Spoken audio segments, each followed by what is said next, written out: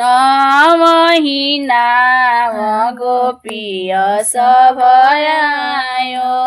नवहिना गोपीय सभयायो कृष्ण गरुड चढियायो जी हाजी कृष्ण गरुड चढियायो जी जाई उतरे जमुना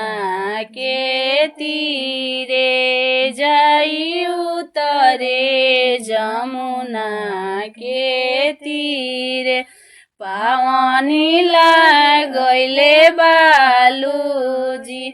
हाजी पावनीला गइले बालू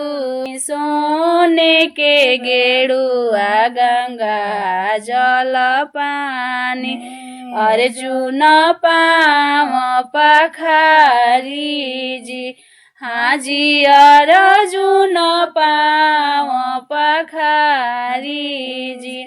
पाव पखारी तीन लोक के मालिक पाव पखारी तीन लोक के ठाकुर बड़े अति भाग्य हमारी जी हाजी बड़े अति भाग्य हमारी जी सोने के खाट अंगन ले डास भी सोने के खाट अंगन ले डास बस्तर दीहिन उतारी जी हाजी बस्तर दीहिन उतारी जी दाल भात मैदा के रोटी दाल भात मैदा के रोटी कटहल के तरकारी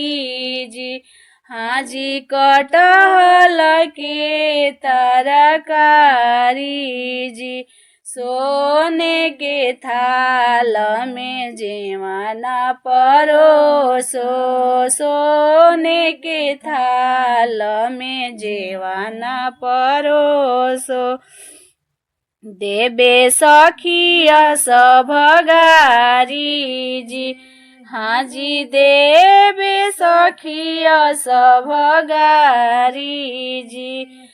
तोहरो के गारी तोहरा मैया के गारी तोहरो के गारी तोहरा मैया के गारी माता जसोदा जी के गारी जी हाजी माता जसोदा जी के गारी जी हाजी माता जसोदा जी के गारी जी ई गारी के गारी ना समझी गारी के गारी ना समझी ई गारी प्रेम है प्यारी जी हाजी गारी प्रेम है प्यारी जी माइया लारी पूछे बहिनी दुलारी माइया लारी पूछे बहिनी दुलारी कहलन सगसोरी जी हाजी कहलन सगसोरी जी का हम कहिया मायापन सगसोरी का हम कहिया मायापन सगसोरी सास से सरहज बड़ा प्यारी सास से सरहज बड़ा प्यारी सासु गंगा जल पानी जी हाजी सासु गंगा जल पानी जी नव महीने कृष्ण मोरा कोखी रहले, नव महीने कृष्ण मोरा कोखी रहले।